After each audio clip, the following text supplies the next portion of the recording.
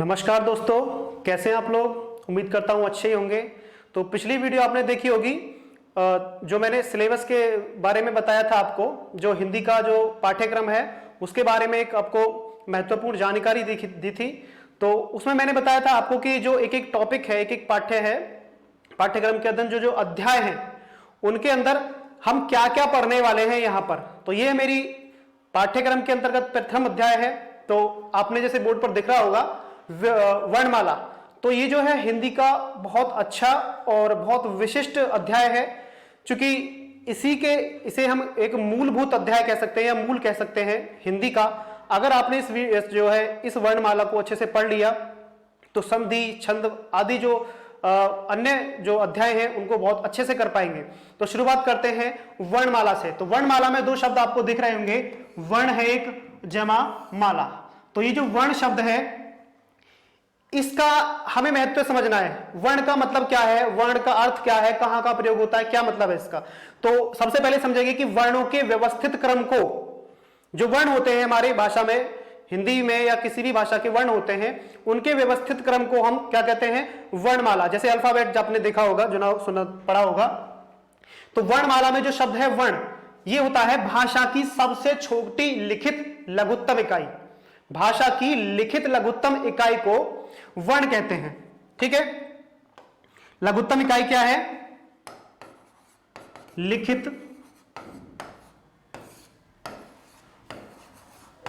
लघुत्तम इकाई, अर्थात इससे भी छोटी एक इकाई होती है वर्ण भाषा की, जिसे हम ध्वनि बोलते हैं, लेकिन ध्वनि को हम लिख नहीं सकते, केवल बोल और सुन सकते हैं। तो लेकिन जो वर्ण है कहां से आ जाएगा, भाषा की लिखित लघुत्तम इकाई को हम क्या कहेंगे, वर्ण। अब वर्ण समझेंगे कि है क्या।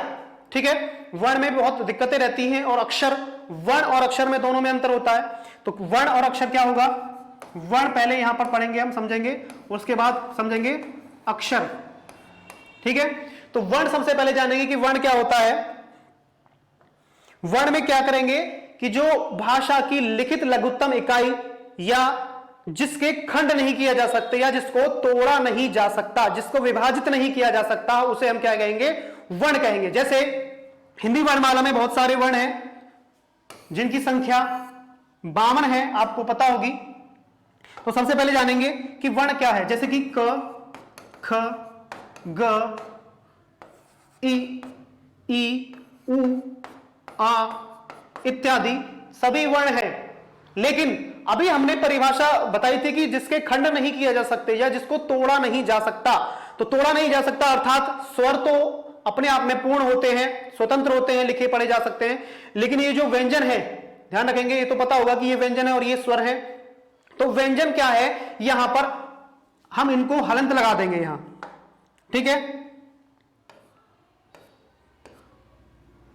हलंत लगाने पर क्या हो जाएगा, इसमें ये अब वर्ण बन गए। कहने का मतलब ये है कि जब जो व्यंजन स्वर रहित होते हैं या बिना स्वर के व्यंजन जो होते हैं उन्हें हम क्या कहते हैं, वर्ण। और सभी स्वरों को, तो परिभाषा क्या हुई वर्ण की, कि सभी स्वर, उदाहरण में सभी स्वर और स्वर रहित व्यंजन, सभी स्वर और स्वर रहित व्यंजन, ये स्वर रहित हैं, मतलब कि हलंत युक्त। जिनमें हलंत होगा अर्थात उनमें स्वर नहीं होगा, अर्थात वे आधे होंगे, और आधे ही जो वर्ण होते हैं, वो आधे व्यंजन होते हैं, वही वर्ण कहलाते हैं। समझ में आया कैसे भला, फिर से जान लो इसको कि ये जो क है, क में अ का उच्चारण हो रहा है, यानी कि अ स्वर है, व्यंजन नहीं है। यानी कि इसमें जो लगा हुआ है यहां पर, ये आधा क जमा अ, यानी कि क में हमने अ जोड़ा है, तब जाके ये व्यंजन पूरा हुआ है। जब किसी भी हम व्यंजन का उच्चारण करते हैं तो स्वरों के साथ में उसका योग होता है, तभी वह व्यंजन पूरा लिखा जाता है और यह पढ़ा जा सकता है। ठीक है, तो जो ये वाले हैं ये हमारे वर्ण नहीं कहलाएंगे, ये अक्षर कहलाएंगे। और ये जो है सभी स्वर रहित और स्वर सभी क्या कहलाएंगे, वर्ण कहलाएंगे। यानी कि स्वर, सभी स्वर आ गए आपके वर्णमाला के अंतर्गत, और कुछ कौन कौन से आ गए, सभी व्यंजन कौन कौन से, जो हलंत युक्त होते हैं। तो क्या कहेंगे, लिखेंगे इसको, सभी स्वर और हलंत युक्त व्यंजन, अर्थात आधे व्यंजन और सभी स्वर आपके जो किसमें आते हैं, वर्ण के अंतर्गत आते हैं। और जो उसके अलावा मैंने बताया था अक्षर अर्थात स्वर युक्त व्यंजन, जो स्वर युक्त व्यंजन होंगे या फिर किसी भी शब्द के अंतर्गत एक स्वर होगा, केवल एक स्वर का प्रयोग किया जाएगा, जैसे कि आप, स्त्री, क्यों, इनको हम अक्षर के अंतर्गत रख सकते हैं, ठीक है, क्योंकि इनके अंदर केवल एक ही स्वर का प्रयोग हुआ है। और जैसे मैंने एक शब्द आपको यहां बता दूं, जैसे कि घर यहां पर एक शब्द है और घर के अंतर्गत हम इसका वर्ण विच्छेद करेंगे। याद रखिएगा कि हिंदी वर्णमाला के या हिंदी जो कोई परीक्षा होती है तो उसमें वर्ण विच्छेद करने को आता है। आधुनिक तौर पर जो देखा जाएगा तो उसका वर्ण विच्छेद हम कैसे करेंगे, घ में हलंत लगाएंगे, जमा अ, जमा र में हलंत लगाएंगे और जमा अ, ठीक है। तो घ में अ जोड़ा तो घ पूरा बना और र में अ जोड़ा तो र पूरा बन गया, ठीक है। तो ये क्या हो गया, यहां पर दो स्वर है और दो व्यंजन है, तो जब ये सभी क्या हो गए, ये सारे वर्ण है, तो वर्ण विच्छेद इसीलिए कहते हैं इसको, वर्णों का अलग अलग विच्छेद करना, अलग अलग करना। तो ये आपका क्या मतलब हो गया इसका, वर्ण और अक्षर में अंतर। तो इसी को कुल मिलाकर हम क्या कहते हैं, वर्ण। और वर्ण को व्यवस्थित जो क्रम होता है उसको क्या कहेंगे, वर्णमाला, ठीक है। अब वर्ण के अंतर्गत आता क्या है वो समझ लेंगे पहले, ठीक है। वर्ण के अंतर्गत क्या आते हैं या वर्णमाला के अंतर्गत क्या क्या आता है वो समझ लेंगे, ठीक।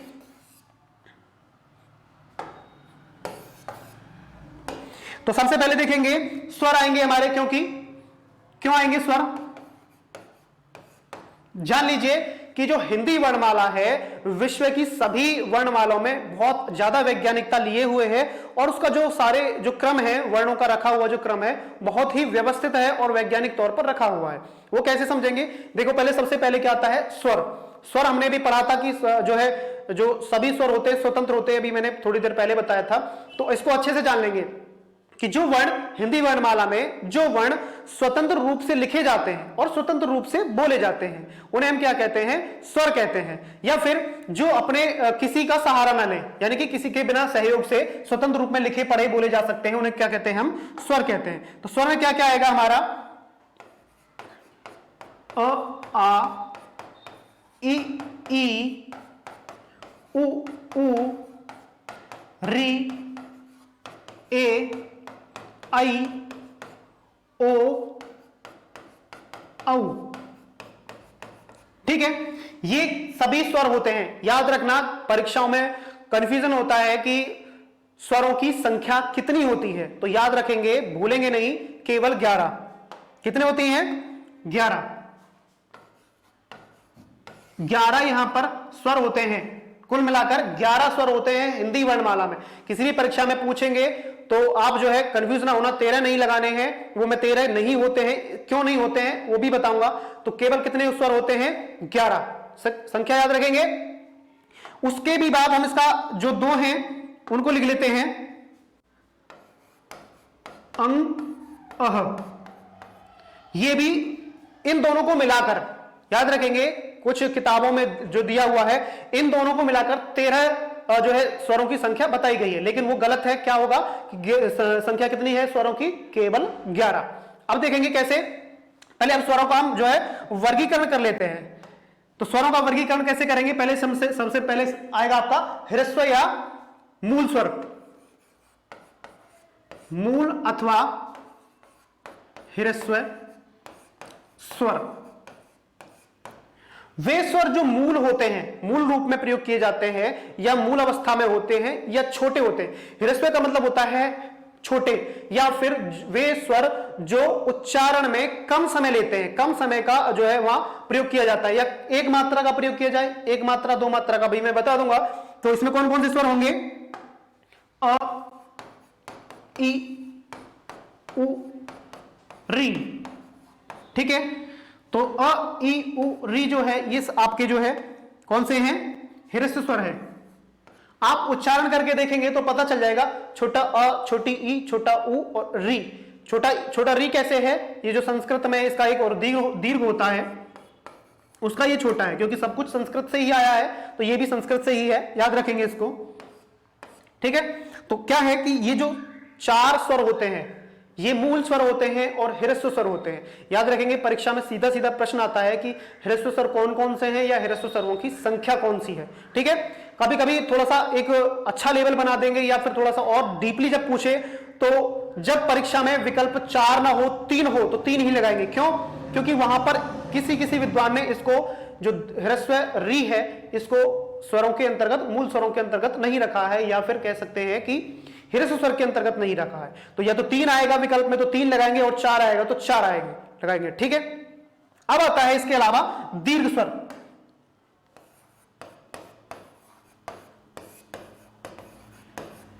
देखिए दीर्घ स्वर में क्या है, दीर्घ स्वर नाम से पता चल रहा होगा कि बड़े, यानी कि जो अधिक समय लेते हैं बोलने में, उच्चारित होने में, उच्चारण करने में ज्यादा समय लेते हैं, या किससे, ह्रस्व स्वर से। या फिर कह सकते हैं वे वर्ण या वे स्वर जो ह्रस्व स्वर से भी अधिक समय लेते हैं, या फिर 2 मात्रा का समय लेते हैं। कौन कौन से? बाकी जो बचे हैं, बड़ा आ, बड़ी ई, बड़ा उ, ए, आई, ओ, औ। ध्यान में रखेंगे कुल मिलाकर इनकी संख्या कितनी हो गई, 7 ये और 4 ये, तो कितना हो गया, 11। तो 7 और 4 11 मिलाकर आपके स्वर के अंतर्गत आते हैं। तो सबसे पहले ध्यान रखेंगे इन चीजों को कि ह्रस्व स्वर कौन से हैं और दीर्घ स्वर कौन से हैं। समझ में आया? उसके अलावा एक स्वर और होता है जो आपका यहां पर गणना की जाती है, और या उसमें परीक्षा में कोई प्रश्न पूछ ले जाता है उससे संबंधित। तो सब उसके बाद आता है प्लुत स्वर। ठीक है, प्लुत स्वर हो गया। प्लुत स्वर में क्या है, यहां पर वे स्वर जिनके उच्चारण में 2 मात्रा का या 2 मात्रा से भी अधिक समय लगे। 2 मात्रा का नहीं, 3 मात्रा का हम कह सकते हैं प्लुत। समझ में आया? प्लुत स्वर कौन कौन से होते हैं, ध्यान में रखिएगा।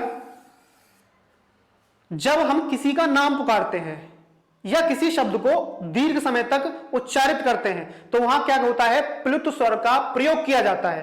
प्लुत का मतलब होता है किसी स्वर को, जैसे कि एक ये हो गया आ, तो उसको दीर्घ काल तक खींचने के लिए ई हो गया, एस मतलब ऊ।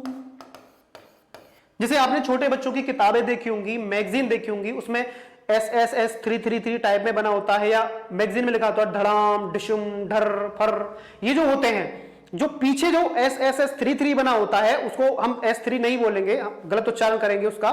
इसका मतलब है कि वहां पर प्लुत स्वर का प्रयोग किया गया है। समझ में आया? आपने देखा होगा जैसे कि हम राम का नाम पुकारते हैं, जैसे राम, और ओम का उच्चारण करते हैं ओम। तो ये सारा कहां से आता है, ये सारा जो है प्लुत स्वर का ही प्रयोग किया जाता है। तो जैसे हम इसको कैसे लिखेंगे, यहां पर राम, या फिर इसके अलावा ओम।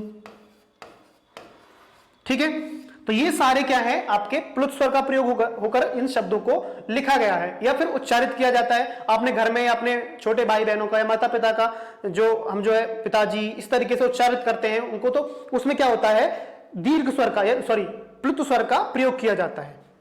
चलिए इसके अलावा कुछ और समझ लेते हैं, स्वरों के बारे में जानकारी ले लेते हैं थोड़ी सी, कि ये तो हो गया आपका स्वरों का वर्गीकरण। थोड़ा सा और वर्गीकरण जान लेते हैं कि स्वरों का उच्चारण कहां कहां से होता है। स्वरों का उच्चारण तो सबसे पहले देखेंगे हम इन दोनों को। ठीक है, तो उसको हम अच्छे तरीके से थोड़ा सा अलग से करेंगे,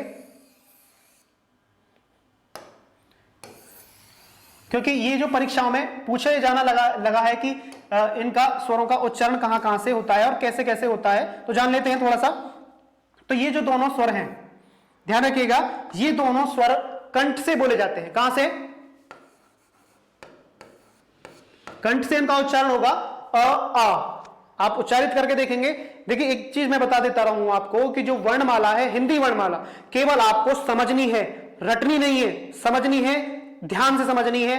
कि जो ये वीडियो जो आप देख रहे हैं इसके माध्यम से आप उसको साथ में प्रैक्टिस कर सकते हैं और बाद में भी प्रैक्टिस कर सकते हैं। तो ये जो है आपको परीक्षा में याद करने से या रटने से समझ में नहीं आएगा, याद नहीं आएगा, केवल समझने से आएगा। ठीक है, तो कंठ से बोला जाएगा अ, यहां पर हाथ लगा के बोलेंगे अ, तो आपको खुद ही स्वयं ही महसूस होगा कि आ का उच्चारण किस जगह पे से हो रहा है। उसके बाद आता है ई, ये होता है आपका तालव्य से, ये तालु बोल सकते हैं इसको। तो कौन सा होता है, ये मुंह के अंदर की ऊपर की छत का पीछे वाला भाग। जब वो बोलेंगे ई, तो ये वाला जो पार्ट है जीभ का बार बार ऊपर टच होता है, जैसे ई, तो बोल के देखेंगे और आपको स्वयं ही महसूस होगा, उसका अनुभव करेंगे आप। उसके बाद आता है आपका उ, ये दोनों कहां से बोले जाते हैं, ओठ से। बोल के देखिए उ, तो ओठों का प्रयोग हो रहा है, तो ओष्ठ बोलेंगे इसको, ओष्ठ उच्चारण, ठीक है। कहां से बोलेंगे उ। उसके बाद आता है आपका ए आई। ध्यान रखेंगे, जो छोटी किताबें हैं, मतलब छोटी कक्षाओं में हमने पढ़ा है, बच्चों को पढ़ाया जाता है, तो छोटा ए बड़ा ए बताया जाता है इसको, लेकिन ये क्या है, गलत है उच्चारण। तो क्या ध्यान रखेंगे, ए आई, क्या बोलेंगे इसको, ए बोलेंगे, इसको आई बोलेंगे। छोटा ए बड़ा नहीं होता है, ये दोनों ही बड़े होते हैं, मैंने भी दीर्घ स्वर में बताया था, आप पीछे देख सकते हैं वीडियो को। तो क्या है ये दोनों, ए आई, ये बोले जाते हैं आपके कंठ और तालव्य से, कंठ जमा तालव्य। दिख रहा होगा तो ठीक है, वरना मैं यहां लिखे देता हूं इसको। ये कहां से बोले जाते हैं, कंठ जमा तालव्य, ठीक है, क्योंकि ये जो है संयुक्त स्वर के अंतर्गत आते हैं, ये दोनों और ये दोनों। तो कंठ इससे और इसके दोनों के मेल से इनको बनाया जाता है, इन दोनों के मेल से और इन दोनों के मेल से इन दोनों को बनाया जाता है, तो इनके दोनों का उच्चारण हम वहां रखेंगे। तो कंठ ओष्ठ ए आई, तो बोल के देखेंगे कि यहां का भी प्रयोग है और ओष्ठ उसका तालव्य का भी प्रयोग हो रहा होगा। उसके अलावा आगे आपके ओ औ, तो ओ औ को हम यहां लिखे देते हैं और उनका उच्चारण स्थान भी ओ औ। ओ औ को दोनों का उच्चारण स्थान क्या है, कंठ और ओष्ठ। बोल के देखिए ओ औ, यहां का भी प्रयोग है और ओठों का भी प्रयोग है, तो क्या इसका स्थान हो गया, कंठोष्ठ, कंठ जमा ओष्ठ, ठीक है। तो ये जो है आपका कुल मिलाकर जो 11 स्वर हैं उनका उच्चारण स्थान हो गया और उनका स्वरों का वर्गीकरण हो गया। तो थोड़ा सा और एक जो है पॉइंट है इसके अंतर्गत, वो भी समझ लेते हैं कि क्या है, वो भी थोड़ा सा परीक्षा में पूछा जाने लगा है और पहले भी पूछा जाता था, तो ध्यान में रखेंगे क्या है वो सिस्टम। सजातीय और विजातीय स्वर सुना होगा आपने, परीक्षाओं में आया है या प्रैक्टिस सेट में देखेंगे। सजातीय स्वर कौन कौन से होते हैं भला देख लेते हैं। सजातीय, नाम से पता चल रहा होगा कि सजातीय अपनी जाति के स्वर, यानी कि जो अपनी जाति के स्वर होते हैं कौन कौन से, जैसे अ के साथ में आ लगा दिया, उ के साथ में उ लिख दिया और ई के साथ में ई लिख दिया, ये अपनी ही जाति के, ये दोनों सजातीय, ये दोनों सजातीय, ये दोनों सजातीय। अपने छोटा ई बड़ा ई, छोटा उ बड़ा उ, छोटा आ बड़ा, ये अपनी अपनी जाति के स्वर होते हैं। तो पेपर में परीक्षा में पूछा गया है ये प्रश्न कि सजातीय स्वर कौन से होते हैं या कौन सा नहीं है, या इसका सजातीय स्वर क्या है, या इसका सजातीय स्वर क्या है, या इसका सजातीय स्वर क्या है। तो परीक्षा में अलग अलग प्रकार से प्रश्न पूछे जाते हैं। इसका विपरीत क्या है, विजातीय, विजातीय स्वर। विजातीय स्वर में क्या होगा, आपने देखा होगा, जो है आपके दिमाग में क्लिक करके होगा कि सजातीय तो अपनी जाति के और विजातीय इसका विपरीत, मतलब कि विजातीय यानी कि अर्थात दूसरी जाति का स्वर, यानी कि इनसे अलग वाला। कौन कौन से वाला, यहां मैं लिख देता हूं उसको नीचे। जैसे विजातीय मतलब हो गया कि इसका विपरीत, जैसे कि अ के साथ में ई को लिख देते हैं, छोटी हो या बड़ी हो। उ के साथ में आ को लिख दिया, या छोटा या बड़ा आ लिख दिया। इनमें से कोई एक इसके साथ में आ जाए, या ई के साथ में आ जाए, या उ आ जाए, तो ये क्या हो गए, ये दोनों जो है अपनी जाति के नहीं है, यानी कि दूसरी जाति के विजातीय हो गए। ये अपनी जाति के नहीं है, ये अपनी के नहीं है, यानी कि ये दोनों अलग अलग जाति के हैं, इसलिए इसको क्या बोलेंगे हम, विजातीय स्वर। ठीक है, इसके अतिरिक्त जो है स्वर में थोड़ा सा और है, वो जान लेते हैं क्या है। ये जो मूल जो है टॉपिक है, बहुत ध्यान से इसको समझेंगे, पढ़ेंगे। तो इसके अलावा जो आया था, मैंने इन दोनों को लिखा था आपके सामने, तो आप कहेंगे कि जी जब ये स्वर में नहीं है तो स्वर के साथ में क्यों लिखे थे, या फिर इनको 11 की जगह जो 13 मैंने पहले बताया था, वो जो 13 को हटाकर इनको जो 11 संख्या क्यों कर दी गई। तो ये क्या है, ये दोनों है आपके अयोगवाह।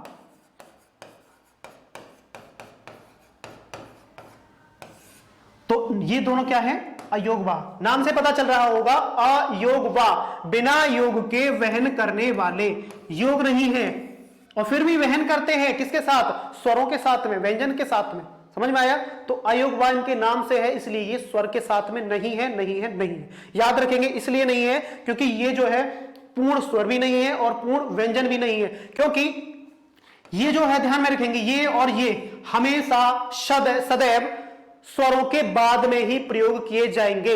अगर स्वर होते तो फिर किसी भी व्यंजन के पीछे लगा देते, इसको व्यंजन को पूरा कर देते और स्वतंत्र रूप में भी लिखे जा सकते थे, क्योंकि स्वर की परिभाषा क्या है कि वे वर्ण जो स्वतंत्र रूप में लिखे जाएं और स्वतंत्र रूप में ही बोले जाएं। लेकिन ये तो स्वतंत्र रूप में नहीं है, स्वर के साथ में, अ के साथ में लगाया गया है, इसको भी अ के साथ में। जैसे कुछ शब्द हम देख लेते हैं जैसे हमने कहा प्रातः, तो प्रातः में ये विसर्ग यहां लग गया, इसका नाम है, पहले इसका नाम जान लेते हैं, ये हो गया अनुस्वार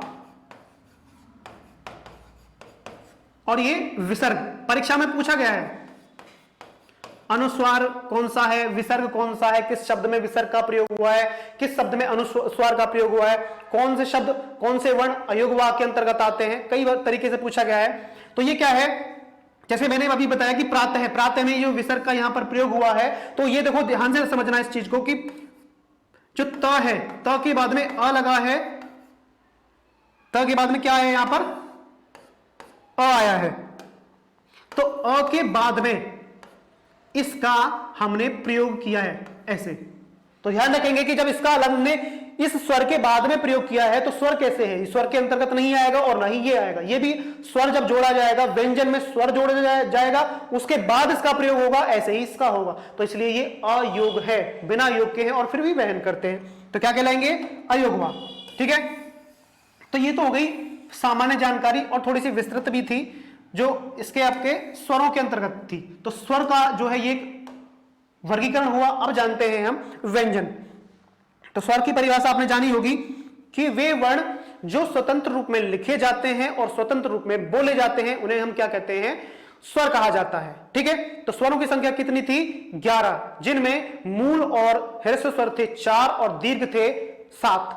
उसके बाद पुरुष स्वर का भी प्रयोग किया जाता था। उसके बाद मैंने अयोगवा बताया, अनुस्वार और विसर्ग। अब जान लेते हैं व्यंजन। व्यंजन क्या है? वे वर्ण जो स्वतंत्र रूप में ना तो लिखे जा सकते हैं और ना ही बोले जा सकते हैं, या फिर दूसरी परिभाषा क्या है? वे वर्ण जिनके लिखने व बोलने में स्वरों की सहायता होती है। तो क्या कहलाएंगे वे? स्वर नहीं, व्यंजन कहलाएंगे। ठीक है, तो अब देखिए, सबसे पहले हम क्या समझ रहे थे कि इनका वैज्ञानिक वर्गीकरण। तो जो स्वतंत्र था, अपने आप में फ्री था, वो कहां था? सबसे पहले आया। और जिसकी सहायता, जिसको किसी की सहायता होती है, वो पीछे होता है। तो ये पीछे है। ठीक है, थोड़ा सा अब समझ लेते हैं कि व्यंजन में क्या आता है। तो व्यंजन में सबसे पहले हम समझेंगे अलग अलग प्रकार से उसको हम व्यंजनों को 3-4 प्रकार से वर्गीकृत करते हैं। सबसे पहले समझेंगे स्पर्श व्यंजन, उसके बाद आता है आपका अयोगवा, उसके बाद आएगा आपका ऊष्म व्यंजन या संघर्षी भी बोलते हैं इनको। तो ऊष्म व्यंजन, संघर्षी और स्पर्श व्यंजन, तीनों को मिलाकर व्यंजनों की संख्या कितनी होती है? बताएंगे जरा। 33 व्यंजनों की, मूल व्यंजनों की या कुल व्यंजनों की हिंदी वर्णमाला में प्रश्न पूछा जाएगा कि हिंदी वर्णमाला में केवल व्यंजनों की संख्या कितनी है? तो 33। स्पर्श को मिलाकर अयोगवा और ये जो है आपका ऊष्म व्यंजन या संघर्षी व्यंजन को मिलाकर कुल संख्या इनकी 33 होती है। ठीक है, तो अब इनका हम वर्गीकरण कर लेते हैं। तो चौथा, उसके अलावा जो है पूरी वर्णमाला का अगर करें तो उसके बाद क्या आता है हमारा? संयुक्त व्यंजन भी आता है।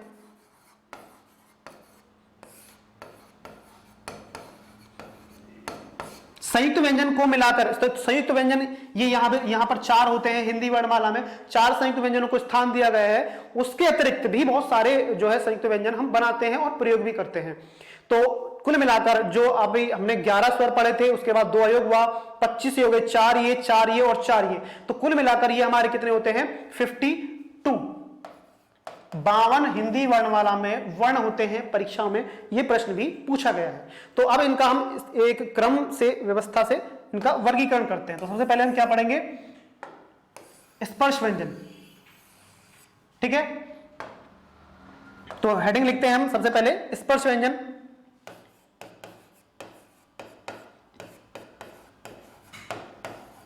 थोड़ा सा जो हिंदी पढ़ने वाले हैं वो थोड़ा जान रहे होंगे कि स्पर्श व्यंजन का क्या मतलब है, जो हमसे ऑफलाइन जो पढ़े हैं उनको तो अच्छे से पता होगा। ठीक है, तो इसका थोड़ा सा और विस्तृत में हम पढ़ेंगे।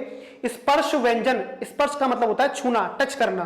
तो वे वर्ण या वे जो व्यंजन होते हैं, व्यंजन तो अभी हम व्यंजन सारे ही पढ़ रहे हैं, तो वर्ण ही बोलेंगे फिलहाल, कि वे वर्ण जो फेफड़ों से, जो हमारी हवा फेफड़ों से निकलकर मुख के अलग अलग भाग को, मुंह के अलग अलग, जो मैंने बताया था कि जो स्वरों का भी स्थान बताया था, उसी प्रकार यहां है कि मुख के अलग अलग भाग को स्पर्श करती है, टच करती है, छूती है, और वहां से उनका अलग अलग नाम रख दिया गया है। जैसे सबसे पहले आता है आपका कंठ, तालव्य, मूर्धा, दंत और ओष्ठ। तो ये क्या था कि जो हमारे मुंह के अलग अलग भाग हैं उनके अलग अलग नाम है ये। तो इन्हीं जगह से मूल रूप से सभी व्यंजन जो है उच्चारित होते हैं, और उनका नाम भी इसी क्रम से हम रखते हैं या फिर परीक्षाओं में पूछा जाता है। तो सबसे पहले इसको हम इसी क्रम से पढ़ेंगे। थोड़ा सा इसको मैं इधर रख लूं क्योंकि ये थोड़ा सा फैलने वाला है, पूरा बड़ा में आएगा ये। तो यहां से शुरू करता हूं, दिख रहा होगा आपको स्पर्श व्यंजन। तो स्पर्श व्यंजन में तो सबसे पहले मैं यहां लिख लेता हूं इसको कंठ। तो कंठ को समझेंगे पहले। कंठ मतलब गला। वे वर्ण जो उच्चारित करने में हमारे कंठ से महसूस हो, यानी कि अनुभव कहां से हो कि कंठ से बोले जा रहे हैं। जैसे हमने अ आ का उच्चारण किया था, लेकिन वे क्या थे, वे केवल स्वर थे। अब यहां क्या करेंगे, हम व्यंजनों का उच्चारण करेंगे और लिखेंगे कैसे वाला, क, ख, ग, घ, ण। ठीक है, कि ये जो 5 हैं, ये 5 आपके कंठ स्थान से उच्चारित होते हैं, और जो मैंने हलंत लगाया है ध्यान में रखेंगे, ये अब वर्ण है, अक्षर नहीं है, क्या है, वर्ण है। इसी क्रम से इसको ध्यान से समझेंगे कि क ख ग घ ण। ठीक है, तो क ख ग घ ण को जब हम उच्चारित करेंगे तो आपको महसूस होगा, अनुभव होगा कि आपके गले से यानी कि कंठ से उच्चारित हो रहा है। ठीक है, आप प्रैक्टिस करते रहेंगे, ध्यान से इसको समझेंगे। और उसके बाद आता है तालव्य। तो तालव्य में वे वर्ण, जैसे कि अब तालव्य मैंने स्थान बताया था स्वरों में कि जो आपका जीभ का ये वाला हिस्सा है, समझ रहे हैं, ये वाला हिस्सा, सारी चीजें प्रैक्टिकल ही है, कुछ चीज रटने वाली नहीं है, क्या है, प्रैक्टिकली। तो कहां से, ये वाला जो हिस्सा है जब आपके मुंह के ऊपर की छत पर बार बार स्पर्श करे तो वो क्या कहेगा, तालव्य। च, छ, ज, झ, अय्य। ठीक है, जिसको छोटी कक्षाओं में या बच्चे चूना बोल देते हैं, आपने थोड़ा उसको देख सुना होगा, तो अय्या बोलते हैं इसको। तो च, छ, ज, झ, य। तो जब उच्चारण करते हैं तो जीभ का ये वाला जो भाग है आपके मुंह के ऊपर की छत के पिछले वाले भाग को स्पर्श करेगा। ठीक है, उसके बाद कहता है आपका मूर्धा या मूर्धन्य कह सकते हैं। ठीक है, तो ये क्या है, ये मुंह के अंदर की ऊपर वाली छत का अगला वाला भाग है। तो देखिए कैसे है, ट, ठ, ड, ढ, ण। ठीक है, तो ट, ठ, ड, ये हो गया। कोई नहीं, इसको मैं कर देता हूं, थोड़ा सा यहां गलत हो गया, कोई नहीं। तो इसका क्या है, ढ। ठीक है, तो ये ठ है, ये ड है, ये ढ है, अण है। तो ट, ठ, ड, ढ, ण। तो आप जब इसका उच्चारण करेंगे तो ये वाला जीभ का ये वाला जो भाग है बार बार एक जगह पर स्पर्श हो रहा होगा। तो ट, ठ, ड, ढ, ण। तो ये क्या है, आपका मूर्धा स्थान है। तो जो स्थान से यहां से स्पर्श करा जा रहा है उसको क्या कहेंगे हम, मूर्धा।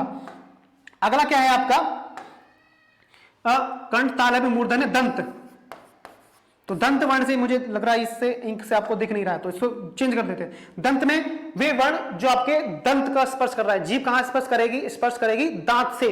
तो कौन सा है? त, थ, द, ध, न। इनमें भी हम हलंत लगा लेंगे, हलंत का प्रयोग करेंगे। ठीक है, तो त, थ, द, ध, न उच्चारित करेंगे और प्रैक्टिकल करेंगे, प्रैक्टिकल के तौर पर समझेंगे इसको, सारी प्रयोगशाला है, समझेंगे ध्यान से। तो त, थ, द, ध, न, तो जीभ का कहां स्पर्श हो रहा है? दांतों से। तो कौन सा हो गया स्थान? दंत्य। अब क्या आएगा आपका? ओष्ठ। ओष्ठ का मतलब होता है वे वर्ण का, कुछ वर्णों का उच्चारण हम कहां से करते हैं? ओष्ठों से। जैसे हमने उ का किया था, तो कहां से ओष्ठों का प्रयोग होगा? तो कौन सा है इसका वर्ग का में वर्ण कौन कौन से आते हैं? प, फ, ब, भ, म। ठीक है, तो अब इनका जो उच्चारण करते हैं प, फ, ब, भ, म, यानी कि ओष्ठों का प्रयोग हो रहा है। ध्यान से समझेंगे, ओष्ठों का प्रयोग हो रहा है। तो कहां से स्थान हो गया इनका? आपका ओष्ठों से, ओष्ठ से। ओष्ठ का मतलब होठ। ठीक है, तो ये जो था आपका स्पर्श व्यंजन है सारे। ठीक है, कुल कितने होते हैं? ये 25 होते हैं। यहां पर मूल रूप से कितने होते हैं? ये 25 होते हैं। और स्पर्श व्यंजनों का जो है आपको मैंने वर्गीकृत करके दिखा दिया। उसके अलावा जो है इसका मैं एक बता दूं, जो नासिक्य वाली जो ध्वनियां हैं ये, यानी कि इनको क्या बोलते हैं? नासिक्य।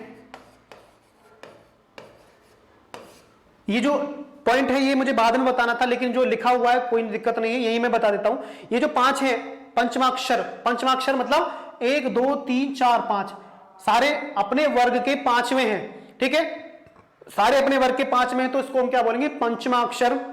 नासिक्य होता है, नासिक्य मतलब अनुनासिक भी बोलते हैं उसको, अनुनासिक। वे वर्ण जो नाक और मुंह की सहायता से बोले जाते हैं उन्हें हम नासिक्य वर्ण कहते हैं। और ये क्या है? ये सभी व्यंजन हैं। तो क्या कहेंगे इनको? नासिक्य या अनुनासिक व्यंजन। नासिक्य या अनुनासिक व्यंजन। कैसे बोला कि ये सारे अभी हम व्यंजन में पढ़ रहे हैं, और ये क्या है? नासिक्य, अनुनासिक। तो नासिक्य स्वर कौन सा हुआ? नासिक्य स्वर मैं पीछे बताना भूल गया, उसको मैं यही बता देता हूं। जो ये है अनुस्वार, ये नाक और मुंह की सहायता से बोला जाता है, लेकिन स्वर है। समझ में आया? ये व्यंजन है। तो दोनों को मिलाकर क्या बोलेंगे? हिंदी वर्णमाला में कुल कितने नासिक्य वर्ण हैं? 6। 5 ये और ये 6। और पूछेगा कि हिंदी वर्णमाला में कुल कितने नासिक्य व्यंजन हैं? तो 5 हो गए। ठीक है, और हिंदी वर्णमाला में कितने नासिक्य स्वर हैं? तो 1 हो गया। तो नासिक्य मतलब हो या अनुनासिक, यानी कि नाक और मुंह दोनों की सहायता से उच्चारित किए जाने वाले वर्ण। ठीक, उसके अलावा इसका विपरीत नासिक्य या अनुनासिक तो ये हो गया जिनको नाक और मुंह के द्वारा उच्चारित किया जाता है। वे वर्ण जिनको केवल मुंह के द्वारा, केवल मुख के द्वारा, मुख का प्रयोग करके उच्चारित किया जाता है, उसे क्या कहते हैं? निर्नुनासिक, बिना नाक के वाला। ठीक है, तो ये सारे बिना नाक से उच्चारित किए जाते हैं। इनको छोड़कर जैसे कि न, म, तो ये नाक और मुंह दोनों से उच्चारित किए जाते हैं। और इनके अतिरिक्त जितने भी वर्ण हैं, स्वर हो चाहे व्यंजन हो, सारे कहां से कहे जाएंगे? निर्नुनासिक। तो उनको क्या बोलेंगे हम? निर्नुनासिक। निर्नुनासिक। ठीक है, निर्नुनासिक जो है वो सारे इनके अलावा होते हैं। तो आगे चलते हैं, इसको थोड़ा सा, जैसे अभी स्पर्श के बाद आया था आपका अंतस्थ वर्ण, अंतस्थ जो है व्यंजन, तो समझ लेंगे क्या है। अगला पॉइंट था हमारा दूसरा, अंतस्थ व्यंजन।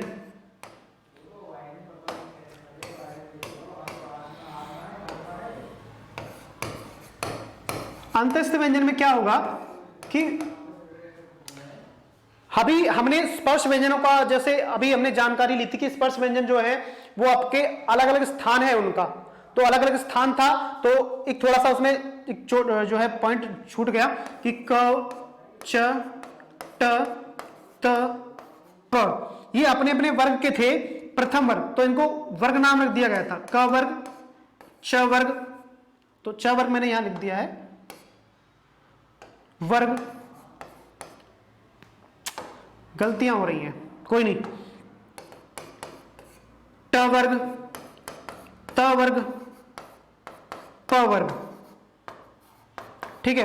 तो क वर्ग, च वर्ग, ट वर्ग, त वर्ग, प वर्ग, तो ये 5 वर्ग हैं आपके हिंदी वर्णमाला में, और 5 वर्ग में एक एक जो है एक एक वर्ग के अंतर्गत 5-5 जो है वर्ण रखे गए हैं, यानी कि 5-5 स्वरों को रखा गया है।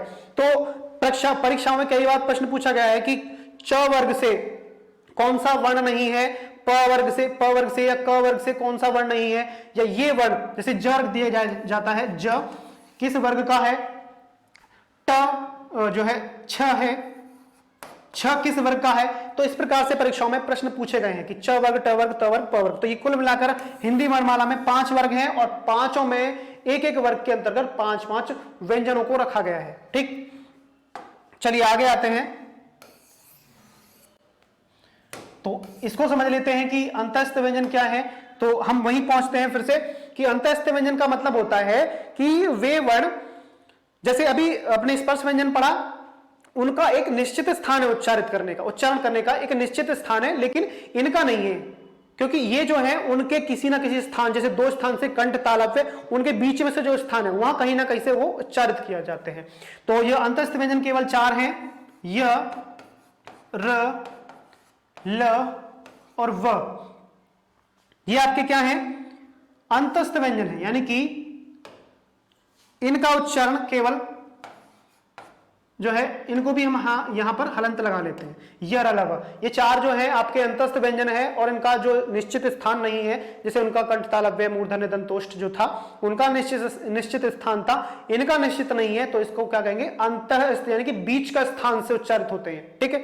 तो आप उच्चारित करके देख सकते हैं, थोड़ा सा अलग ही अंतर मिलेगा, थोड़ा सा ऊपर नीचे हो जाएगा, लेकिन मूल वही स्थान नहीं होगा जहां से वो 5 जो है वर्ग बोले जा रहे थे। चलिए आगे बढ़ते हैं, थोड़ा सा नंबर 3 था ऊष्म व्यंजन। ऊष्म व्यंजन क्या होते हैं, ऊष्म या संघर्षी।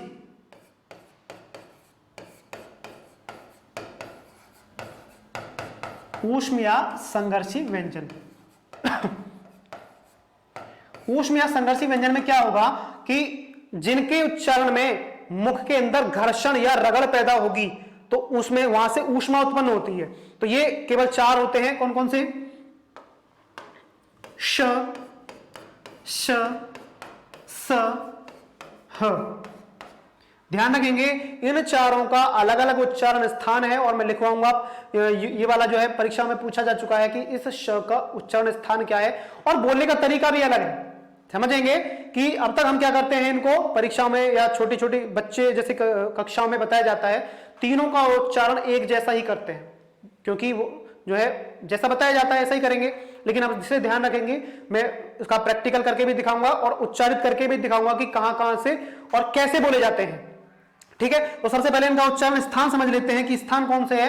तो जैसे कि हमारे 5 स्थान थे जो स्पर्श व्यंजन में थे, सबसे पहले कौन सा था, कंठ। तो ह जो है कंठ से बोला जाएगा, ह बोल के देखेंगे, ह। तो कंठ कहां से बोलेगा, ये कंठ से, ह। उसके बाद आएगा तालव्य, श, इसको बोलेंगे हम तालव्य से। जीभ को थोड़ा सा यहां से ऐसे थोड़ा सा मोड़ के और उस पर ऊपर स्पर्श करने का प्रयास करेंगे, श, क्या बोलेंगे, श, ठीक है। और उसके बाद आपका आता है मूर्धा। जीभ को थोड़ा सा ये वाला जो पार्ट है थोड़ा सा फ्लैट करके, हल्का सा फ्लैट करके आगे लगाने का प्रयास करेंगे, श, ये वाला श, ये श, श, श, समझ में आ रहा, ये श, ये श, ठीक है। उसके बाद आता है आपका दंत। इसको दांत को एकदम से एक जगह पे स्पर्श करके और जीभ को वहां प्रयास करेंगे, स, श, श, स, श, श, स, ठीक है। और ये क्या हो गया, ह। इनका चारों का उच्चारण स्थान है, और ये क्या हो गया, ऊष्म या संघर्षी, क्योंकि जब हम इनका उच्चारण करते हैं तो मुख के अंदर घर्षण या रगड़ पैदा होती है, जिससे ऊष्मा उत्पन्न होती है, ठीक है। चलो आगे बढ़ते हैं, थोड़ा सा और कर लेते हैं। इसके अलावा क्या है हमारे पास इसके बाद मैंने बताया था आपको संयुक्त व्यंजन, ठीक है। संयुक्त व्यंजन, तो संयुक्त व्यंजन में क्या होता है, ये मूल रूप से जो है अलग नहीं होते हैं, इनको कुछ ना कुछ जो है स्वरों को और व्यंजनों को जोड़कर इन व्यंजनों का निर्माण किया जाता है। या परिभाषा हम क्या समझ सकते हैं कि वे वर्ण जिनका योग जो है दो वर्णों के योग से हो, ठीक है। जैसे और एक चीज ध्यान रखेंगे, इसमें जो पहला वाला वर्ण है वो आधा होगा सदैव, तभी तो जुड़ेगा, अगर पूरा हुआ तो वो अलग ही हो जाएगा। जैसे हिंदी वर्णमाला में केवल 4 जो है वर्णों को स्थान दिया गया है, क्ष, त्र, ज्ञ और श्र। क्ष, त्र, ज्ञ, श्र। तो अब देखो यहां क्या है, ये क्या है, क्ष, जो आप इसका उच्चारण थोड़ा कठिन होता है, मैंने बहुत से बच्चों को प्रयास करके देखा है, लेकिन एकदम आसानी से नहीं कर पाते हैं। जिनका बचपन से प्रैक्टिस कर चुके हैं वो तो हो जाता है, तो आप इसका आसानी से नहीं कर पाएंगे, लेकिन जब प्रयास करेंगे, धीरे धीरे अभ्यास करेंगे तो उच्चारित हो जाएगा। जैसे क्ष, क्षेत्र, क्षमा, क्षत्रिय, दक्ष, ठीक है। तो इसका जो है मेल कहां कहां से होगा, आदक, आदश और अ, ठीक है। आदक, श और श में जब इसको हम इस तरीके से भी लिख सकते हैं, जो है कहीं कहीं इस तरीके से भी आ सकता है, ध्यान रखेंगे तो वो कंफ्यूज नहीं होंगे। कौन सा वाला, ये पूरा लिख सकते हैं इसको, ठीक है, पूरा, क्योंकि अभी मैंने जो पहले लिखा था वो स्वर को अलग कर दिया और इसको आधा किया था, लेकिन अभी मैंने फिलहाल क्या किया, इसको स्वर को जोड़ दिया, तो ये पूरा हो गया। तो आधा क और श के मेल से क्ष का निर्माण होता है। जैसे कक्षा लिखते हैं, क्षेत्र, क्षमा, दक्ष, पक्ष, तो परीक्षा, तो ये इसका जो प्रयोग है बहुत जो है केवल तत्सम शब्दों में प्रयोग किया जाता है, ठीक है, इसमें तत्सम शब्दों में। उसके बाद आएगा आपका त्र, आदत्त और र के मेल से ही इसका उच्चारण होता है, जो है मेल हो है, इसको लिखा जाता है त्र।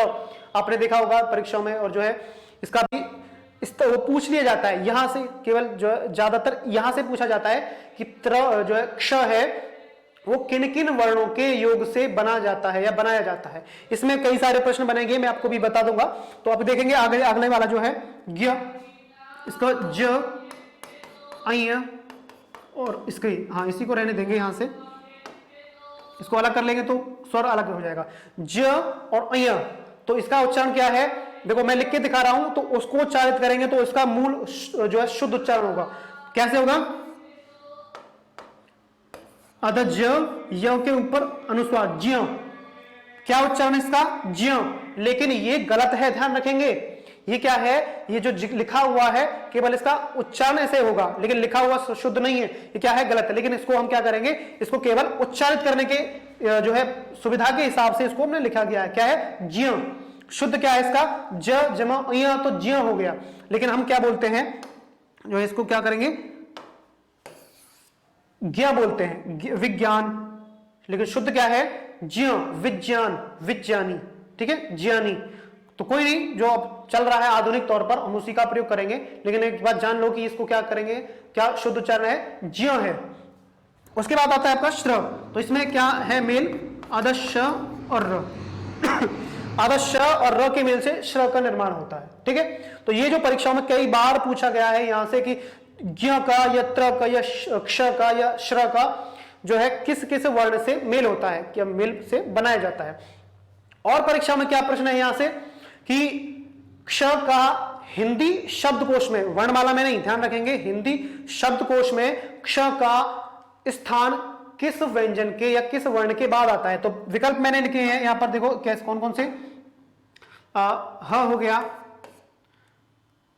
न हो गया, नहीं म लिख लेता हूं, ह हो गया, म हो गया और न हो गया और श्र हो गया, ठीक है।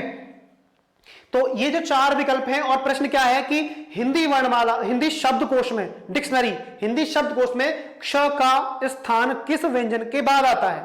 तो ध्यान रखेंगे, सॉरी मैंने यहां गलती लिख दिया, इसको मैंने इसका विकल्प तो लिखा ही नहीं, तो 2 जो है मैं यहां से हटा देता हूं क्योंकि आपको पता चल जाएगा। तो क्या है इसका, आप जो है कमेंट में बताएंगे मुझे इसका आंसर, मैं यहां लिखूंगा नहीं, इसको एक तो मैं लिख देता हूं ये, और एक लिख देता हूं ये वाला। तो इन चारों में से एक आंसर है इसका। तो प्रश्न क्या था कि हिंदी, ध्यान से समझ लो कि प्रश्न है कि हिंदी शब्दकोश में क्ष का स्थान किस वर्ण के बाद आता है, हिंदी शब्दकोश में, डिक्शनरी में, ठीक है। तो कमेंट में आप जो है आंसर इसका बताएंगे, ठीक है। और इसके अलावा कि किस व्यंजन के पहले आता है, तो जब पता चल जाएगा कि इनमें से किसके बाद आता है और इन्हीं में वो विकल्प है कि किसके बाद आएगा और किसके पहले आएगा। ठीक है, तो एक जो है एक प्रश्न और आता है यहां से कि किस शब्द में संयुक्त व्यंजन का प्रयोग हुआ है। तो वो जो है आपको मैं लिख के दिखा देता हूं। एक बच्चे ने मुझसे पूछा था कि सर जो है किस शब्द में, देखो क्योंकि हिंदी वर्णमाला में केवल 4 संयुक्त व्यंजनों का प्रयोग हुआ है और मैंने पहले बताया था कि इसके अलावा भी कुछ जो है संयुक्त व्यंजनों का निर्माण किया जाता है हिंदी लिखने के बोलने के अंतर्गत। तो कौन कौन से हैं, तो एक जो है लिखा था कि पहला था आगरा, मेरठ, दिल्ली और चौथा था इलाहाबाद। ठीक है, तो इसका जो बच्चों ने पढ़ा है ऑफलाइन वो ध्यान से समझेंगे, पता चल गया होगा कि किस शब्द के अंतर्गत 2 जो है किसी संयुक्त व्यंजन का प्रयोग हुआ है। ठीक है, तो मैंने इसका जो संयुक्त व्यंजन की परिभाषा बताई थी आपको कि 2 वर्णों के मेल से होगा जिसमें पहले वाला वर्ण आधा होगा। तो आधा किसमें है, ध्यान से समझेंगे, दिल्ली। तो दिल्ली क्या है, यहां पर आपका ये संयुक्त व्यंजन हो गया। दिल्ली क्या है, संयुक्त व्यंजन हो गया है आपका, क्योंकि इसमें पहले वाला ल आधा है और बाद वाला ल पूरा है। तो एक पहले वाला आधा और दूसरे वाला पूरा। तो ध्यान से रखें, समझेंगे इसको, क्योंकि एक दूसरा पॉइंट इसके क्या बाद में आता है, द्वितीय व्यंजन। द्वितीय व्यंजन ये जो है संयुक्त व्यंजन का ही एक हिस्सा है, पार्ट है या भाग कह सकते हैं कि द्वितीय व्यंजन जो है संयुक्त व्यंजन के अंतर्गत आता है। और क्या इसके अंदर इसकी खासियत क्या है कि पहले वाला व्यंजन आधा और दूसरे वाला व्यंजन पूरा, और दोनों व्यंजन एक ही होंगे। जैसे दिल्ली है, बिल्ली हो गया, लट्टू हो गया। ठीक है, और बहुत सारे शब्द हैं, आपको थोड़ा समझ में आ रहा होगा कि द्वितीय व्यंजन मतलब पहले वाला व्यंजन आधा और दूसरे वाला व्यंजन पूरा होता है। ठीक है, उसके अलावा थोड़ा सा और समझ लेते हैं इसमें। ये तो हो गया संयुक्त व्यंजन की परिभाषा विशेषता। तो जो आपको इसमें बहुत सारी चीजें हैं जो आपके परीक्षाओं में पूछी जाती हैं, क्योंकि परीक्षाओं में हिंदी वर्णमाला से मैंने देखा है कि जहां हिंदी जो पूछी जाती है वहां पर हिंदी वर्णमाला और संधि से, मैंने पिछली वीडियो में भी बताया था कि 8 से 10 प्रश्न पूछे जाते हैं दोनों से मिलाकर। तो थोड़ा सा और देख लेते हैं, प्राणत्व के आधार पर वर्गीकरण कर लेते हैं इसका। प्राणत्व के आधार पर किसका वर्गीकरण, व्यंजन का। ठीक है, प्राणत्व के आधार पर व्यंजनों का हम वर्गीकरण करते हैं।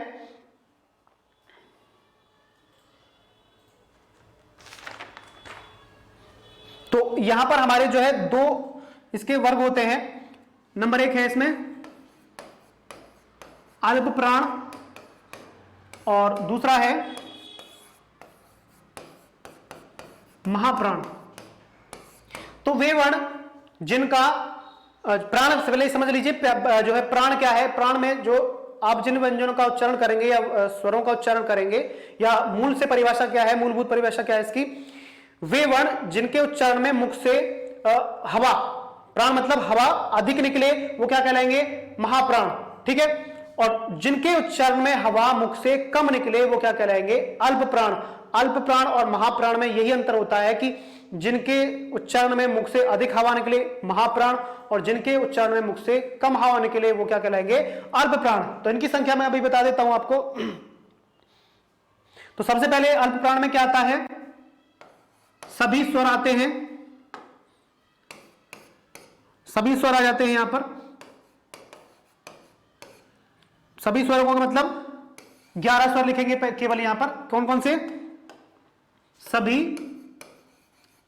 स्वर जो 11 होते हैं। ठीक है, और प्रत्येक वर्ग का पहला, तीसरा और पांचवा, मतलब प्रत्येक वर्ग का जो हमारे 5 वर्ग थे हिंदी वर्णमाला में, उनके वर्ग का पहला, तीसरा और पांचवा वो मैं बता दूंगा अभी आपको।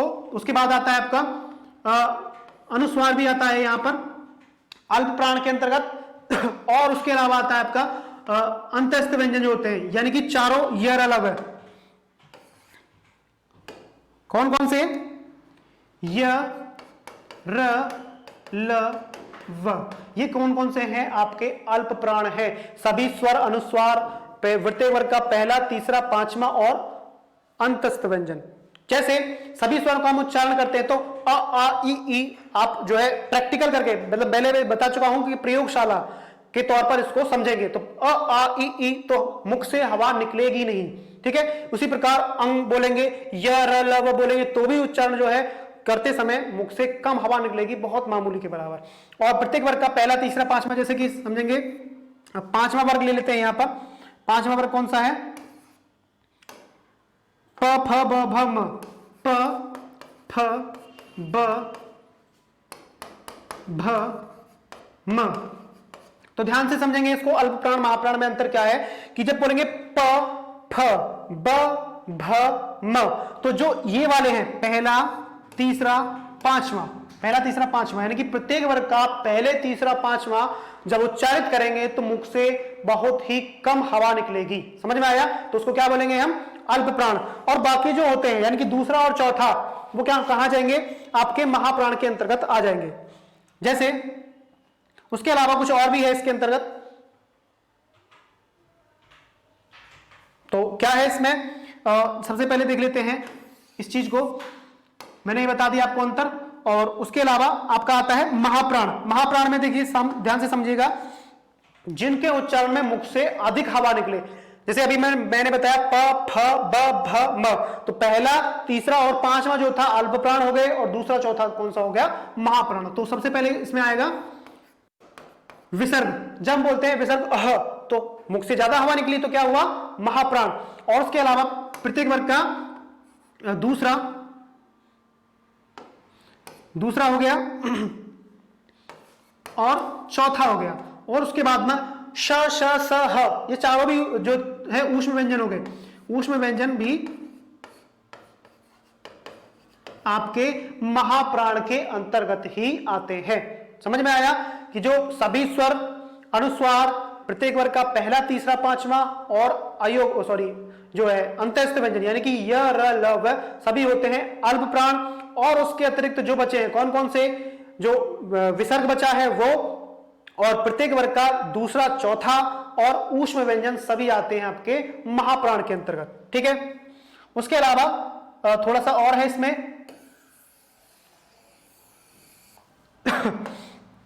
वो क्या है? घोषत्व के आधार पर, घोषत्व के आधार पर वर्गीकरण, ठीक है। तो घोषत्व के आधार पर वर्गीकरण कैसे होगा? जैसे हम जो कुछ व्यंजनों का जो है वर्ण का उच्चारण करते हैं तो हमारे घोषत्व का मतलब होता है कि हमारी जो वागिंद्रियां होती हैं, स्वर तंत्रियां होती हैं, उनमें कंपन पैदा होता है। जैसे कि आपके सभी के पास मोबाइल होता है तो वाइब्रेट होता है, तो वाइब्रेट की तरह पर यहां भी कुछ व्यंजनों में तो कुछ वर्णों में वाइब्रेट होता है और कुछ में नहीं होता है। तो उसी आधार पर घोषत्व के आधार पर भी सभी वर्णों को दो भाग में बांट दिया गया है। जैसे कौन कौन सा? अघोष और दूसरा है सघोष। अघोष और सघोष, यानी कि अघोष का मतलब होता है, या सघोष का ये के दूसरा हम नाम क्या है? घोष भी लिख सकते हैं इसको। दूसरा नाम क्या हो गया इसका? घोष। तो जो अघोष होता है उसमें जब हम कुछ वर्णों का उच्चारण करते हैं तो स्वर तंत्रियों में कंपन बिल्कुल ना के बराबर होगा, मतलब नाम मात्र के लिए होगा, तो उसे क्या बोलेंगे हम? अघोष। और जिन वर्णों का उच्चारण करते समय स्वर तंत्रियों में कंपन हो, वाइब्रेट हो, तो उसे क्या कहेंगे हम? सघोष या घोष। तो उसमें कौन कौन सा होता है आपका देख लीजिए जरा। सघोष में क्या आ जाएगा? सभी स्वर आ जाएंगे और अनुस्वार विसर्ग यानी कि दोनों अयोगवा आ जाएंगे, ठीक है। और प्रत्येक वर्ग का 3, 4 और 5, और उसके अलावा ह भी आ जाता है। ह जब उच्चारण करते हैं ह वाइब्रेट होगा, जैसे अ, आ, ई, तो प्रैक्टिकल करके देखेंगे यहां पर हाथ लगाकर, समझ रहे हैं? अ, आ, ई तो वाइब्रेट हो रहा होगा, अंग अह बोलेंगे तो वाइब्रेट हो रहा होगा, और उसके अलावा ह का उच्चारण करेंगे तो भी वाइब्रेट यानी कि कंपन हो रहा होगा। कंपन होगा या घोष हो रहा होगा। तो घोष जैसे कि आरएसएस के स्कूलों में होता है घोष, तो बजाना मतलब वाइब्रेट होना, तो घोष तो जो उच्चारित करते समय स्वर तंत्रियों में कंपन होता है, वाइब्रेट टाइप में होता है, उसे क्या बोलेंगे? सघोष। और जिनमें नहीं होगा उसे क्या बोलेंगे? अघोष। तो ये माफ करना मैंने उल्टा लिख दिया, ये जो है कोई नहीं, हम इसको सही कर लेते हैं। ये क्या है? सघोष है और ये अघोष था, कोई नहीं, हो जाता है ऐसा। तो ये है सघोष, ये सारे क्या हैं? सघोष, कोई नहीं, हो जाता है थोड़ा सा। तो ये थोड़ा सा गलती हो गई है। सघोष मतलब सभी स्वर आ गए आपके, प्रत्येक वर्ग का तीसरा, चौथा, पांचवा आ गया, जो है आपके अयुग्म आ गए, दोनों अनुस्वार और विसर्ग आ गए, और उसके अलावा ह आ गया, यानी कि ऊष्म व्यंजन का अंतिम। उसके अलावा क्या है आपका? अघोष। अघोष में क्या है? जिन वर्णों का उच्चारण करते समय स्वर तंत्रियों में कंपन नहीं होता है। वो थोड़ा ऊपर नीचे लग गया, कोई दिक्कत नहीं है, चल जाता है। तो अघोष का क्या है? उसके लिए मैं क्षमा चाहता हूं, दिल पर मत लेना, ठीक। तो अघोष का क्या है? जिन स्वर तंत्रियों में, जिनका उच्चारण करते समय स्वर तंत्रियों में कंपन नहीं होता है। कौन से भला? तो ये आते हैं प्रत्येक वर्ग का दूसरा, चौथा, सॉरी पहला, दूसरा। कौन सा आएगा? पहला, दूसरा आ जाएगा, पहला और दूसरा। और क्या आ जाएगा इसमें? हाँ, ऊष्म व्यंजन आ जाएंगे तीनों, श, श, स, ये आ जाएंगे।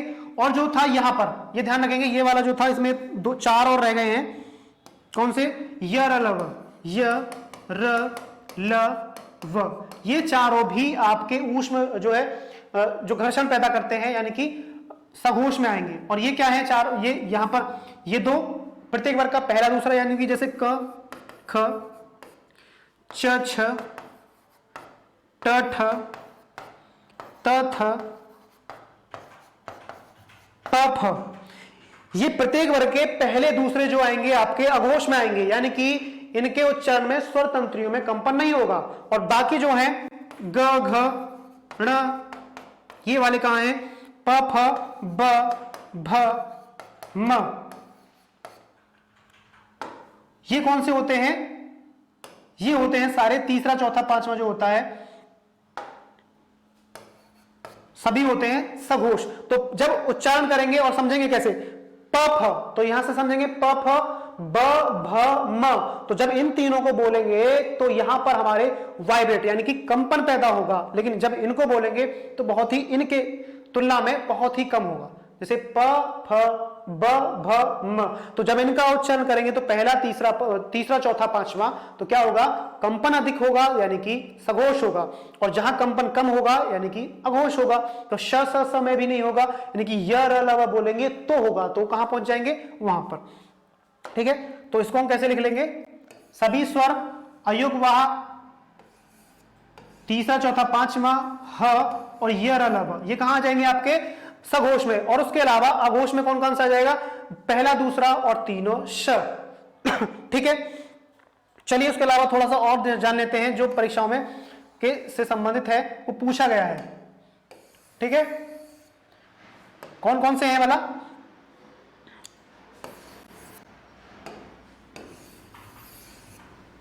जैसे एक थोड़ा सा इसकी जानकारी मैं दे दूं कि यहां पर एक पॉइंट और है, द्विगुण या उत्क्षिप्त, द्विगुण या उत्क्षिप्त व्यंजन।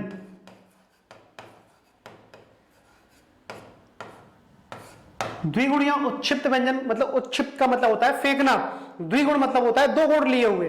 तो ये केवल दो वर्ण है यहां पर, ड और ढ, जिनके तल बिंदु लगा होता है नीचे। नीचे क्या होता है? तल बिंदु लगा होता है, उसे क्या बोलते हैं? द्विगुण या उत्क्षिप्त व्यंजन।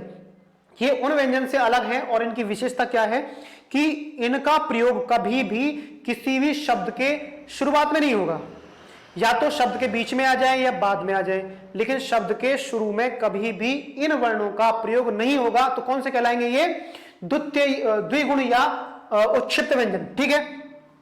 चलो आगे हैं, थोड़ा सा पॉइंट और, छोटे छोटे पॉइंट बचे हैं, अभी खत्म होने वाला है, ज्यादा परेशान ना हो, थोड़ी ये वीडियो लंबी हो जाएगी, कोई दिक्कत नहीं है, लेकिन परीक्षा के उपयोगी है।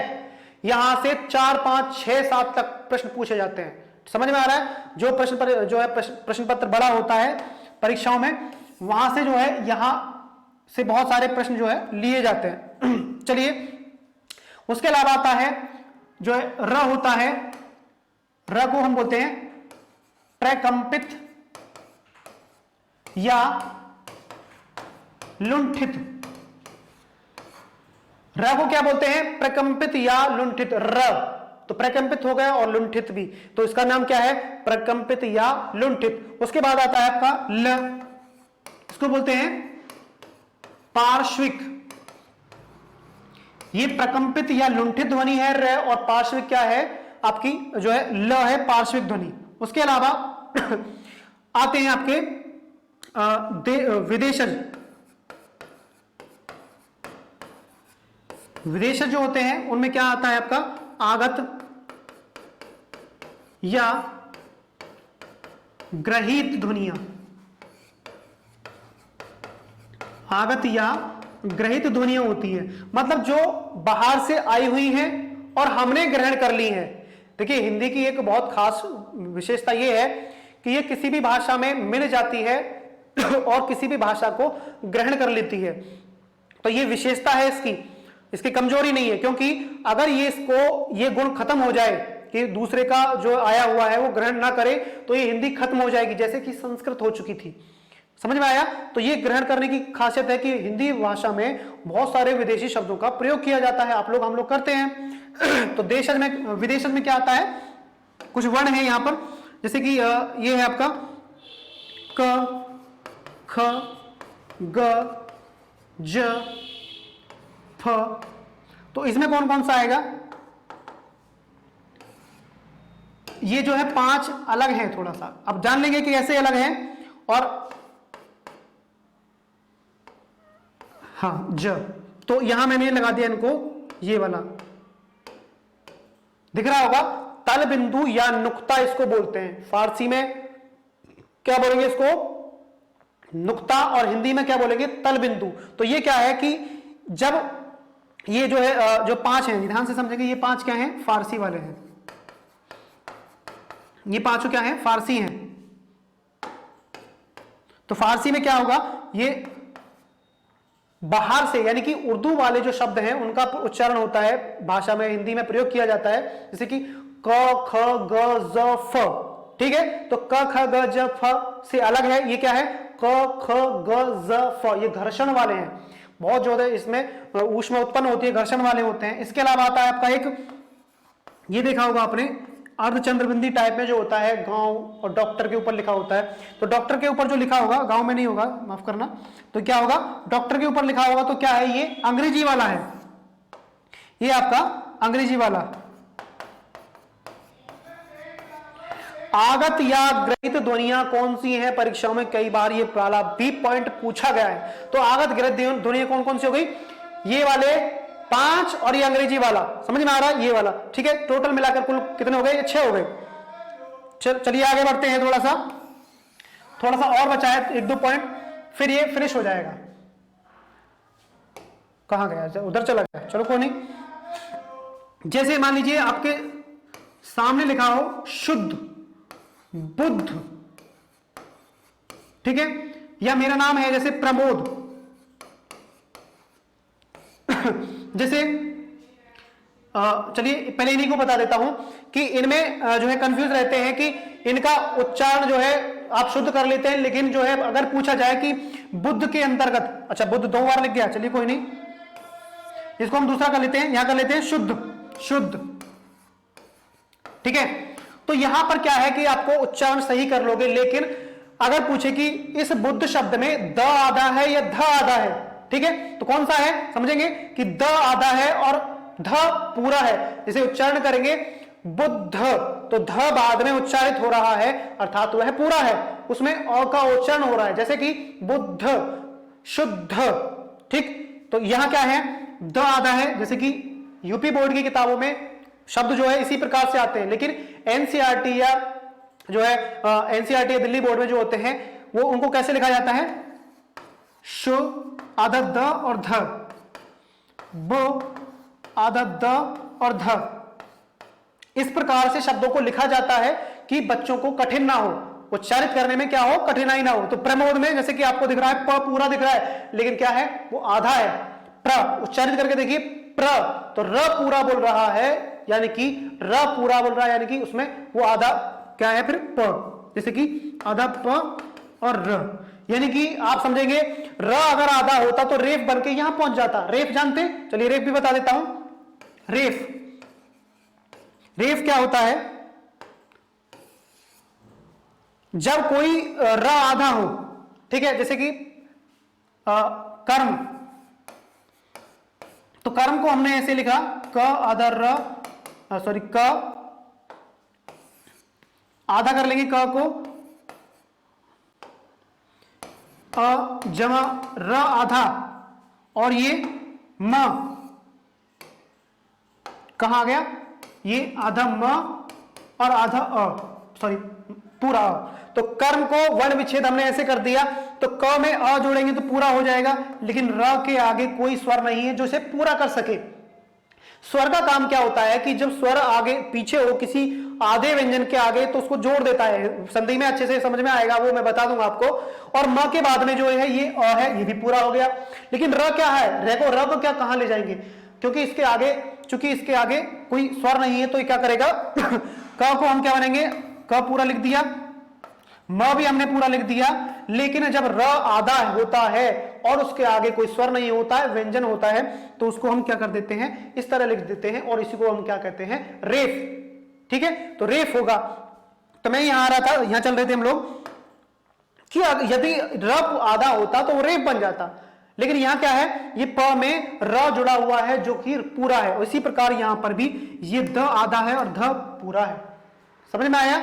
चलिए एक पॉइंट और है छोटा सा, हिंदी वर्णमाला से जुड़ा हुआ, जो कि आपको बहुत कंफ्यूज करता है कि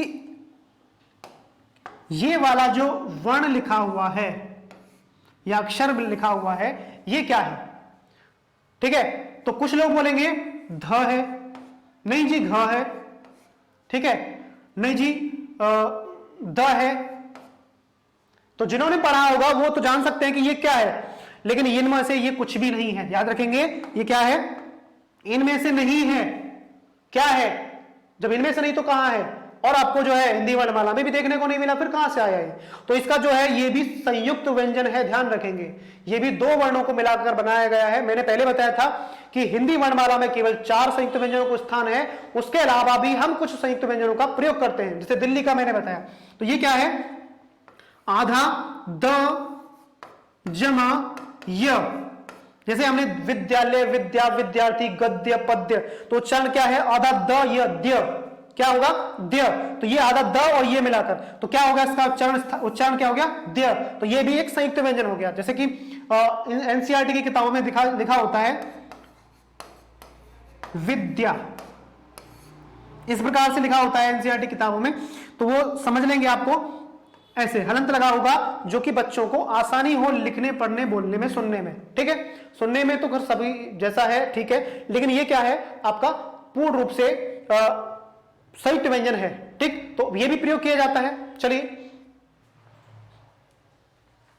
उसके अलावा थोड़ा सा जो है बहुत सारे पॉइंट हैं जो आपको आपकी जरूरत के हिसाब से पढ़ाए जाएंगे, क्योंकि ये हिंदी वर्णमाला है, इसका प्रथम टॉपिक है, उसमें कुछ त्रुटियां रही हो तो क्षमा करेंगे, क्योंकि यहाँ पर पहली दूसरी वीडियो है मेरी। तो जैसे जैसे हम वीडियो आपके सामने प्रस्तुत करेंगे, इसके अलावा आगे मैं जो पढ़ाऊंगा आपको संधि पढ़ाऊंगा, और संधि बहुत ही इंटरेस्टिंग टॉपिक होगा, विश्वास कीजिए, क्योंकि हिंदी में संधि के बिना कुछ नहीं है, और हर जगह पर संधि है। मेल, क्योंकि आपको पता है सब जगह पर संधि है, और संधि की इतनी अच्छी अच्छी मेरे पास ट्रिक है।